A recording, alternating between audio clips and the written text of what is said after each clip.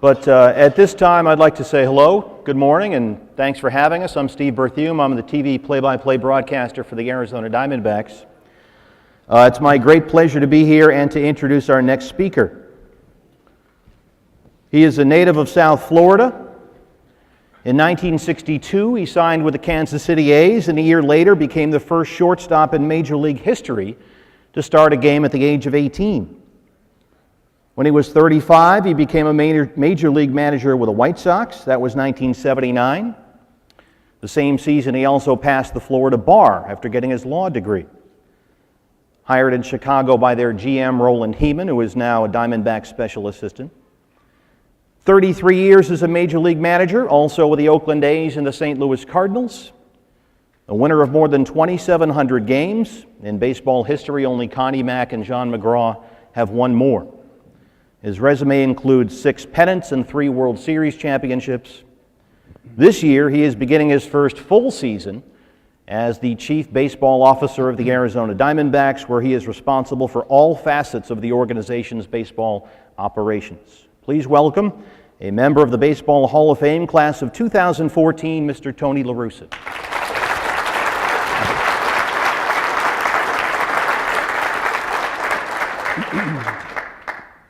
On top of all of that, and the work you and your wife Elaine do with your Animal Rescue Foundation, you're also a New York Times best-selling author. And I want to start with the book, if I can, One Last Strike. And in the book, you talk about being a young player with the A's and coming up and down from the minor leagues and learning from A's manager Dick Williams. And in the book, in the back of it, you have a picture of one of the old lineup cards. And then you've got some scribbles all over it. And you wrote this. So this is from One Last Strike. It was Dick's advice that led me to the practice of filling my lineup cards with game notes.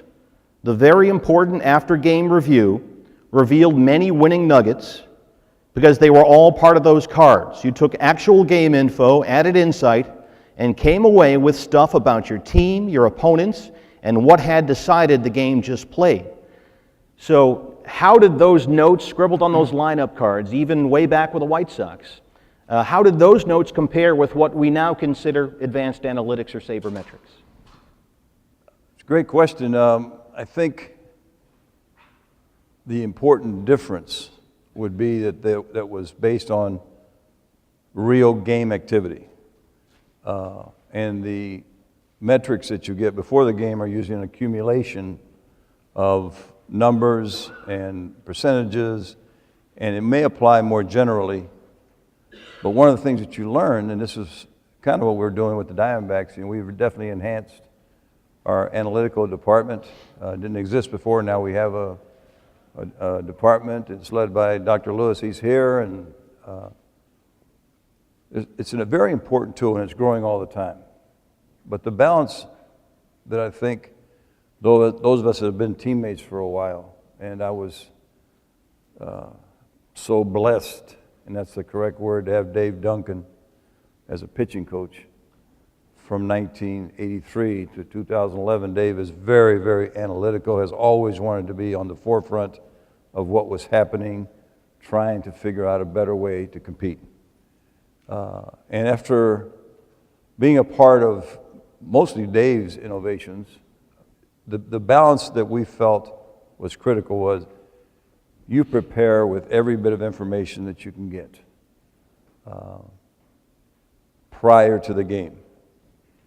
The danger is if you take the preparation and you ignore what you see during the game.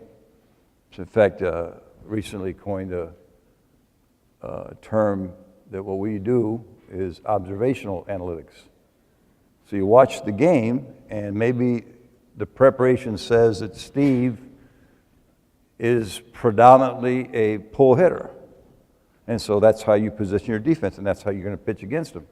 And then after about 2 or 3 at-bats, or at least after the first game, you got 2 games left in the series, you'll see, now I don't know if his bat is slower and he's tired, or maybe he's had a change in his stroke, but he's not a predominant lead. So what you need to do when you watch the games is you have to take the preparation and be ready to adjust.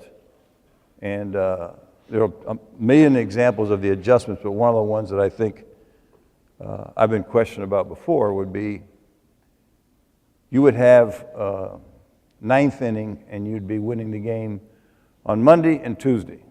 And on Monday you would have the, say, left-hand hitter, the off outfield and left field. He would be playing one place. The next day he'd be playing someplace else. And what's that about? Well, that's because you make an evaluation and an adjustment. On Monday, you may have a 3-run lead, and you're looking to take away the highest percentage ball that's going to be put in place, which is a blooper, a line drive, or a fly ball you can catch.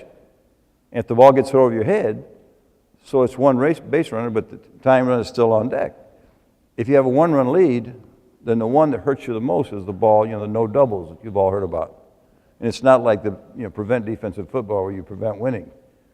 There's a place for no doubles. So the point I'm making is you take the game situation, maybe you take the pitcher, and you take the batter. Maybe the batter has no extra base pops, you play him shallower, but you make all these in-game adjustments, and that's the fun of it. So I think the answer, Steve, is that what we've done over the years is really refined our preparation.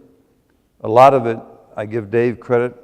If you saw his charts, we've been moving our defense around for years. And we didn't use the word shift, we used the word shading.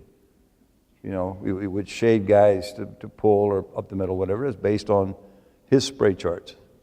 So I think that's kind of the accommodation we've made. Study, watch the game, be ready to adjust.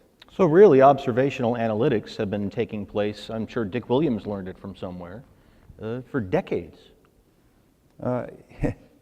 It's the, to me, it's a kind of not a confusion, but it's an issue with, and I'm trying to figure out exactly when, maybe there was more interest in metrics than there was years ago. And I could probably pinpoint in my own mind. I know at the Cardinals, around 2003 or 4, we started doing metrics as a department. But what you find is that over time, you've got more going on now that are tools. There's more information. But in the end, you still have to make it personal and individual. You may have something that says X, but when you try to apply that to the guy that you're pitching or the defensive guy you have, you've got to make sure there's an adjustment there. And I think that's probably one of the issues that, if I had 2 cents to give you this morning, is one of the dangers of taking the information and being overly aggressive with your manager and coaches about, hey, the information says this, you can't do anything to make the adjustments. It's a bad way to operate because the game is too dynamic. I'm glad you brought that up, because there was a little bit of a stir this winter when you were asked about Sabermetrics after arriving in Arizona, and how now that you're running the baseball side of an entire organization and not just a dugout, you would use analytics if at all. And you were quoted even as recently as November as follows: "It's not that we devalue it, we value it when it's used appropriately. We do not value its intrusion into the game. When the first pitch is thrown, it has limited to no value." Now, Dr. Ed Lewis, who's here, you brought in to be the Diamondbacks Director of Analytics. Ed had a great line that I love that he brought up when he was hired, and he pointed out it was Bertrand Russell who said all movements go too far. You have emphasized a million times the need for balance, so where is the middle ground between a manager writing down some notes on a lineup card and some of the franchises who publicize and celebrate entire analytics departments? How does that intrude? I think it's to me a matter of taste. There are ownerships, there are front offices that have a stronger belief that the preparation through metrics should be carried into the game. The stories that we hear are true. There are managers and coaches that are not allowed or are really challenged when they make a decision during the game that alters the pre-plan. And I can't speak more forcefully that is not a smart way to try to compete. at the same time as you respect the pregame preparation. There's a lot that can help you, because what you're trying to do, the series starts, you're trying to figure out how your team competes against the other team, right? You got to figure out on defense how you pitch to them, how you play against them. And then you got to try and figure out how you score runs against their pitchers and against their defense. So you do all that, and the information that's available now is definitely better than it was when I started in 1979. But the problem is that those numbers do not take into account the dynamics of the competition. The wind blowing in, the wind blowing out, the pitcher having his good stuff, not stuff, the slow bat, all these factors. And I'll give you an example. There was a move years ago when it started to get a lot of attention, if you remember, that a number of measures concluded that the use of the bullpen as it was developing at that time was not smart. That anybody could get 3 outs in the 9th inning with a 3-run lead. That, for example, if you have a jam in the 7th, you should use your closer in the 7th, and in the 9th, somebody else could get it. So it was really challenging those of us that set up a bullpen based on roles and understanding. That was the old bullpen by committee. Right. But it was tilted in the sense that you should use your bullpen based on the situation anytime after the 6th inning. And one of the psychological realities is that there are some guys that can't pitch the 9th inning. There's that special pressure when you take the mound, and you're just thinking about the true closer. He sits in the bullpen, and he's watching his team compete their butt off for 8 innings. I mean, a lot of these games are really contested. They're tight. There's heroics and all this kind of stuff. And then at the end of 8 innings, you got 3 outs to walk in the clubhouse as a winner. The guy coming in is in charge of getting 3 outs. And he knows if he doesn't get it, the whole team is let down, plus your fans. It's a tremendous pressure. Some guys have the fortitude to be able to block out and the stuff to get 3 outs. Other guys, and we see this literally all the time, can pitch the 8th inning and be really good because they know there's a backstop in the 9th. But that guy, you put him in the 9th inning, and all of a sudden you see him get tense. He hangs pitches, he walks guys. So that particular thing, and it was Boston Red Sox were the ones that tried it, and they dumped it. The next year they brought Folk in as their closer. I don't know who they beat in 2004 to win the World Series, but Can somebody look that up? it's one less ring that we have. But so the point I'm making is that pre and during and if you tie the hands of your coaches, you know, there are stats now about, you know, don't ever bunt. If you cost an out and he gets to second base, only this small percentage of time does he score. Well, I'm telling you, man, you sit there in some of these close games against good pitching, and you think you're going to get 3 hits to score a run.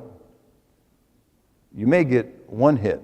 If the guy happens to walk, if you can get him to second base, it's worth an out because maybe you might get the bloop or the base hit, and there's your run. So you just have to allow the manager and the coaches to read the game and use their best judgment. So let's think organizationally now. How, and a lot of people want to hear the answer to this, how will the Arizona Diamondbacks Analytics Department function?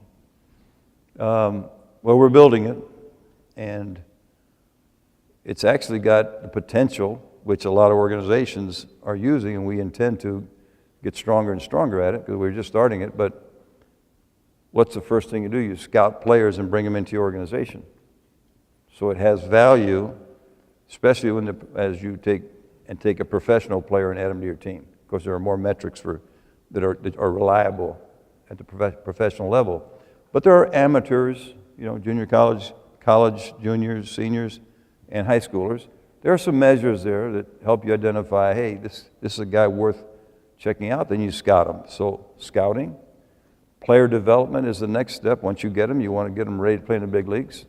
There are metrics that are useful, that have been proven. Hey, this is a good way to teach. But by the way, there's this underlying, players have been developed in the minor leagues for 100 years. And there's a lot of basic stuff that you can't substitute with metrics. For example, if there's a fundamental about how you catch a ball, how you run the bases, or how you hit in a situation, the only way that you can make that your own is to learn the basics and endless quality repetition so it becomes automatic. You know, you can't do something on a program and instantly have a player acquire a basic skill. What you can do is you can analyze whether he has the skills or not. But developing the skills is still teaching and repeating. So, and then you get into the other part, which is, you know, as you get higher up, AAA and big leaguers, you know, acquisitions, you have a lot more information. When you get ready to play, there's a lot of information now about exactly what we talked about before. How you going to get guys out and defend, where you're going to locate your defense, how you're going to get base hits and score runs. So we plan to do it all, and I'll repeat for about which will be about 100 times this morning, but this is about 42. Plan to do it all before the game and take that awareness into the game and make sure that we make the adjustments when necessary. You said last November when Ed Lewis was hired that he is really the person who introduced you to analytics in the old days. Can you tell us about that? Do you remember those first conversations where Ed came up and said, Sure. Hey, take a look at this? What were those conversations like? Well, I'm going to back up a stride because I'm very sensitive about this. Has happened twice since 2010. You're the manager of a major league team, which I was. Now you're in charge of some of the stuff that goes on with the way the Diamondbacks compete. A lot of people want to work, coach, manage, work in our, and in 2010 we hired Mark McGuire as hitting coach, and I had to hear this from some people, which is an insult. And now I hired Dr. Lewis to head our analytics department, and we've known each other since 1979. Well, you're hiring your friends. That's insulting. Got a lot of friends. A lot of friends over the 30 years, now with 35, 60 years, have looked for work. When you know your responsibility, you hire quality people. And in Ed's case, I met him in '79 when I started with the White Sox. And over the years, our friendship developed. I realized he had a lot of talent. He's very honest. He's got tremendous integrity, detail-oriented. But he also has this analytical mind. By the way, he's written a book on how to win at craps. He does his own market investing, and he does it all with analytical stuff. And in the beginning, he was fascinated by metrics. So he was the first guy that told me, hey, there's this stuff going on that gives you a better idea. And I said, Ed, get the heck out of here, man. We'll talk later. But finally, at the '79, by the time we get to St. Louis, he came on and helped us put together Cardinals Care. And it was getting more formalized and used Ed for the first time to help us break down the pitches that we were going to face. He had some good information. Our coaches bought into it. So we had this long history, and it wasn't until we came in here that there wasn't a department. We were going to start it new, and I knew this man for years. And in fact, I think he actually joined the association probably about the beginning of the time it started. How do you think analytics has increased awareness and the use of sabermetrics to determine player value? How do you think that has impacted Hall of Fame voting for players? I'm not sure I know the answer, because Hall of Fame voting for players is done by writers. And I have never been able to figure out what the writers are thinking. But I will tell you, you know, I wouldn't be here if I didn't believe in what this conference represents. But I also wouldn't be here and not say something, as you can tell, with caution. Because I don't remember, it was 2008 or something, Adam Wainwright should have been Cy Young. And he missed because by a vote or two. Now, part of the problem was that Carpenter and Wainwright split the vote to some extent, but Wainwright and Lincecum won his second one. And when you look back at Lincecum, who was really good, but wasn't as good that year, had a bad September. They didn't win, we won. And when the voting came out, there was one writer that gave Wainwright either no votes or put them way down the list because of some analytical tool. And I thought to myself, bullshit. You know, if you watch and you put it all together, how can you not vote? And he didn't vote for him at all, see, so I think what we've learned over time is that writers, and I don't disrespect them, they have a job to do, but they follow their storylines. Right now, if I'm in metrics, you guys are, and ladies, you're in a good place because they really have embraced what you guys can do to make our game better. But the Hall of Fame voting, I think is, there are guys that are not in the Hall of Fame, like Tony Oliva, Alan Trammell, Jack Morris, that if you're down there competing, you know that those guys were the best at their time and belong in the Hall of Fame. So I gave up trying to figure them out. When they asked a question, I just kind of dodged it without lying. Has it become too much about the numbers? The voting? I think it's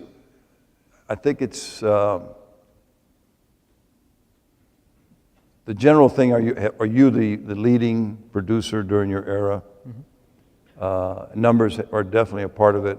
We all understand that we have a stained period from about 90, whenever it really became apparent, 92 to about 2000. There's a 10-year period with the enhancing stuff that has really created a lot of confusion. And nobody has the same formula they're applying. Some people ignore it, some people like it. So I don't think numbers is the biggest culprit right now. I think the biggest one is there's just confusion about what stats are enhanced and whose are not. And I also think that if you start using metrics, you be careful as a Hall of Fame voter that you don't undervalue something that's so clear about what a pitcher or a player has done and overvalue something that some guy who's really not a Hall of Famer has done, and you make bad votes. I'd like, if I could, and we'll take questions if we have some cards in the next 5 minutes or so, but a couple of your ideas on some basic philosophies, and you've already covered bunting, because the internet hates bunting. Twitter explodes when somebody bunts. Ned Yost was getting crucified, and it ended up working out pretty well for him in the postseason. So we know where you are with bunting. Pitcher wins. The win total for, is Brian Kenny here? I'm sorry, Brian. The win total for starting pitchers as a value qualifier. There's a movement out there that says kill the win. It doesn't have any value as a measuring tool. Where are you with pitcher wins? I've always learned that if you take that's a legitimate question. There's no easy answer. You know, you want me to give you a 2-sentence answer and it'll be inadequate. I think you have to look at most good questions you got to look at deeply, and that's one reason that metrics are valuable. For example, in today's baseball, starting pitchers have a tougher time generating wins because too often the last third of the game is put in the hands of a bullpen. So you may have pitched as a winner and the reliever give up the win. At the end of the year, you have 15 when you could have had 19 or 20. So the effect of the bullpen in taking wins and losses, decisions away from starters, make it very, very important. Mm-hmm. There are other things about wins that I don't believe that, you know, people that taint them when they say, well, if your team averaged 6 runs a game, that means that those wins were tainted because you got more runs than the other person. To me, when you watch the game, you'll see a winning pitcher. There's a guy in our room that's going to be here in a few minutes that we were together in Oakland for years. Never won a Cy Young, should have won it once or twice. Roger kept beating him because of these writers on the East Coast versus the writers on the West Coast. That's my little. But anyway, what Dave Stewart would do routinely, he would pitch to win the game. Now, he won 24 straight years. As you know, he's got great postseason clutch numbers and awards. But we would be, you know, the A's were really good in those years. So we would be winning 6-1. And Dave wanted to go as deep in that game as possible, so he's going to come right after the hitters. So he may win that game 6-3. If we were winning by 8-2, he might win it 8-4. He wasn't out there selfishly pitching for his ERA. He was pitching for the win, and he'd get as deep as he could. So I think what you do is you evaluate a guy, and if their team wins the days he pitches, it counts for a lot. But nowadays, other things have to be judged. Whether does it give you a chance to win over time? That's probably the key point that you look at, because some wins are going to be taken away from them. Runs batted in. There are people who think it's a performance stat. Some people consider it merely a counting stat, that is too skewed by opportunity to really have value as an analytic. What about the RBI? I think the better question would be, what would you rather have, a guy drives a lot of runs or a guy hits a high batting average? And I take both. There is a skill for run producers. There are guys with base runners in scoring position. There are some guys that have that special knack of concentration and can drive a run home. Other guys who can get a base hit or drive in a meaningless run later, those guys are not as important. So I think RBI is a valuable statistic. I also think batting average is important, because the more hits that you get, the more rallies you start, the more you continue rallies, and a lousy single drives in 2 runs from second and third. So I know that, and I don't know exactly all the arguments, but there have been some discussions about, and I think a lot of people in metrics, everybody's, just remind me to say what this is. This has to do with people wanting to get in our game with metrics. Mm-hmm.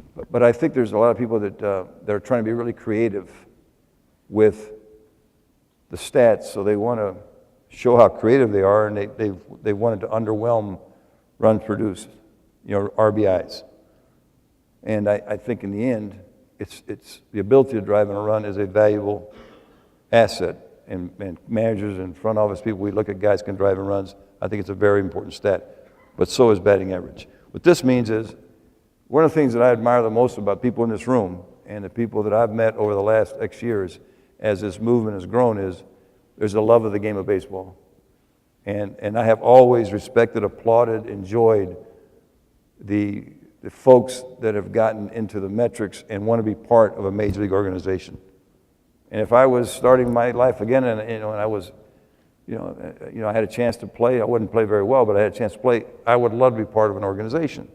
So I understand when folks want to join an organization. If they join, they want to. I can help, coach. I can help. It's just like you have a guy on the bench.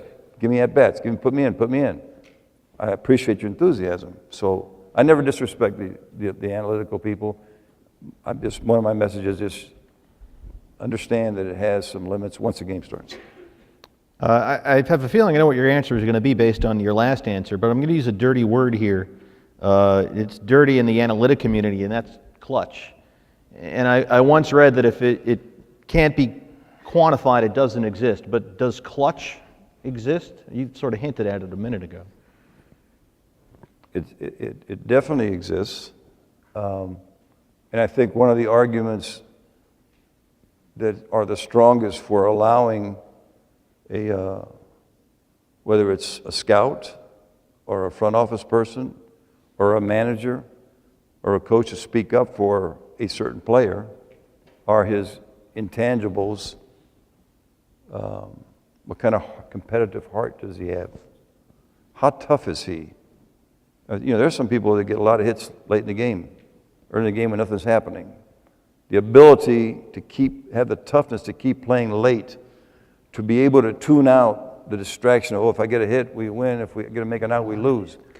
Those are talents that are ending up to be championship quality. So I think metrics has a tendency, I don't say a tendency, I think it's very difficult to measure David Eckstein's heart and toughness. He does not show up well. And he didn't show up well, by the way, for scouts. who are judging arm strength, speed, and strength of off the bat. But he's won 2 World Series, won part of 2 World Series because he is such a competitive lion and has a toughness of, and that's where I think, the guys that you see that are really tough in the clutch, yeah, there's a difference there, and I think you can recognize the ability to hang in there, will to win. All that stuff is critical to a championship. Well, we have a handful of questions from our audience here, and we've got about 15 minutes left, so we should have time to get to all of them. This one is a terrific one, I think. Are there metrics that are useful or would be useful for understanding an opposing manager? Yes. And I think the less qualified the manager, the more helpful the metric. Because of what we talked about. If you just put one and one together, if you have a manager who's being very creative in adjusting to the circumstance, then it's nice to know that he likes to manufacture runs.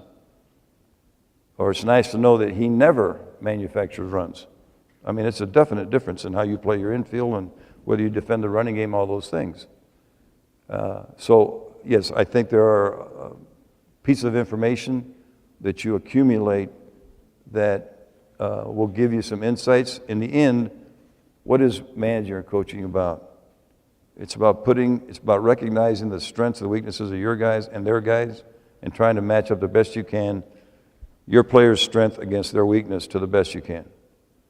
And if you look at the other club, while you're looking at the other's club, you look at how a manager runs his game, I think it is useful. I'd like to add that penmanship counts on these questions. What does it mean to you to have been elected to the Hall of Fame with Bobby Cox and Joe Torre? 3 times perfect.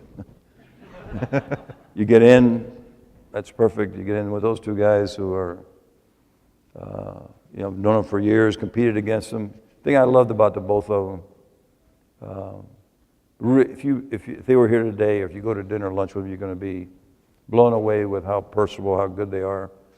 And they have this great history, great storytellers. But what I also loved about those guys, when the game started, it was all about their team having more runs than yours. Competition. And I'll mention it because I think that's a real challenge for metrics. How do you measure the competitiveness of a player or a team? And with Bobby and Joe, man, they wanted to beat you, but they wanted to beat you with sportsmanship because they played better. So going in with those 2 guys made a perfect situation, better than it could have been by myself. It was a pretty impressive class. Well, we weren't pretty, but we were impressed. Here's another one. Recently, more pitchers are having Tommy John surgery. What do you think is causing this, and what do you think is the best way to reduce the number of Tommy John surgeries? That's a really, really important question that the industry, including MLB, where I was working at a couple of years, have been tackling. I'll give you my 2 or 3 cents on it. I know doctors are looking at it. I think there's anywhere you want to start. I know where I want to end on it. I think starting at an early age, these travel teams are not good for pitchers.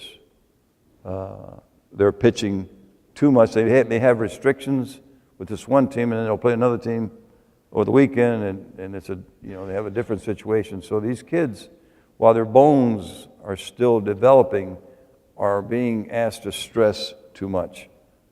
There's been the argument about Little League for years. If I have a son who's a pitcher, I get asked, when should I throw a curveball? Can he learn a slider? I think you have to be really careful in the development stage with some of those things that stress the elbow, could be a shoulder too, while your body is still developing.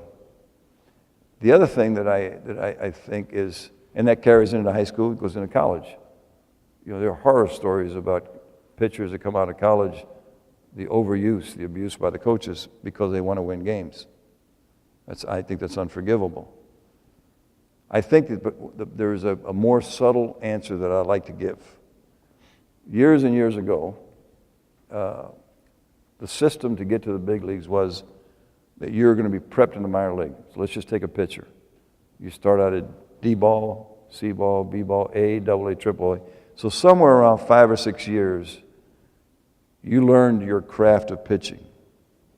What you started with, you started as a thrower. And over time, what did you learn down there? You learned what your delivery was. You learned how to make pitches in key situations. You learned about maybe throttling back and saving some for later. It's about pitching, not throwing. Now, what's happened for years now, because especially when the money came in, young pitchers are very valuable because you pay them the basic rate. Older pitchers you bring into your system are expensive. So there's this strong, and everybody does it, you want to promote young, young, young. So if the guy's got talent, quite often you see a young pitcher get to the big leagues in something under 3 years. And if he's been out of college, maybe at 2 years, high school, maybe 3. Now what happens? They get to the big leagues and they're going to compete and survive on one thing basically alone, and that is their stuff. So you watch all these young pitchers, almost without exception. You see them max out every throw they make, every throw. Well, if you max out every throw, you're putting tremendous strain. If you just hit wrong one time, I think that's part of the reason, along with starting too young. What you learned before, Bob Gibson will tell you, Tom Seaver, all those great guys will tell you, they would pitch a game. I saw Dave Stewart do it. And they would, they had that little extra in their tank for the key situation. But they were pitching, because they wanted to pitch deep into the game, making pitches, and all of a sudden they get in a jam, here comes that extra one. But pitching versus throwing.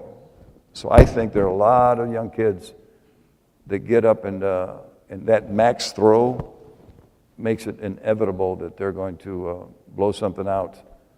And one of the answers would be to take more time to develop them, and we're the Diamondbacks, and we've got some young pitchers, and you'll probably see a couple of young ones up here this year because, we need to compete, and we're just going to try and be more sensible. But I think it's a real danger, but who's going to tell guys that we're not going to pass a rule that says, okay, you have to spend 5 years in the minor leagues. You can't get that rule passed. We have a long question here about lineups, and you're the perfect guy to ask this question based on the idea that you became sort of famous for hitting the pitcher eighth. What was the genesis of that idea, and how do you feel about lineup makeup? I think that's one of the more interesting ones. I've been approached a lot over the years. In fact, when we first started the analytical part of the Cardinals, the guys that came in, I'll tell you a quick story. We were assembled in the coach's room at that time. This wonderful manager named Jim Leland, who goes, he's just an old timer, but very smart old timer. He was not managing then, and he joined us as a consultant. He was with us at spring training. So we sat there, and these guys came charging in here, and they said, we can do this, we can do that, we can help you use the bullpen better, we're going to be able to scout better. Fine, okay. And then the one guy says, well, you know what, we can help you write. Can we spend a couple of hours, a couple of days with you? We can help you write lineups better. And I said, okay. By that time, Jelena stands up. He says, Tony, you got to take the shit, but I don't. And he walks out of the room. The point is that constructing a lineup is a beautiful challenge. And if you've been around a long time, I had 50 years of graduate school in this business. You learn a lot about, what this guy does for that guy and the combination. So I know there are theories out there. Some people say your best hitter should hit first or second. And there's all kind of ideas. But I think if you put the clutch factor in, the best hitter, on-base percentage, that's another beauty. I can't even do that. How do you? Yeah. When you get older, you forget what that was about. So. But I think that lineups, if you ask me about the lineup I put up with, I think we'd have some fun because you stagger right and left so that in this era of bullpens, you don't want to make it easier for the other side to relieve against you. So that's why you hit this guy, that guy.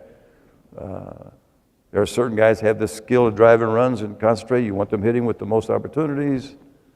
My favorite about lineups, and I saw it yesterday against us, unfortunately, with the Reds. I used to love, in the old days, you used to have a second place hitter. If you had a base runner, like Ted Sizemore, you know, the idea was he'd take pitches, let the guy steal, let Brock steal, and then you'd move him over to third. Or he was really somebody to handle the bat.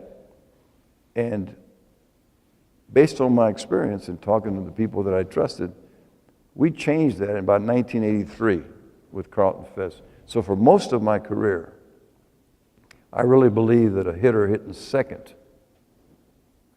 with a good hitter, with a guy legitimate, and I always had a really good third place hitter, that second place was where you should put a guy that could hit with damage. I didn't want a little line drive. I love line drives, but not in second, because that pitcher knows that Albert is coming up behind him, and you get to 3-1, they go, oh man, we're in trouble. If I throw the ball down the middle of this guy, and anytime you can create problems for that pitcher, you're ahead of the game.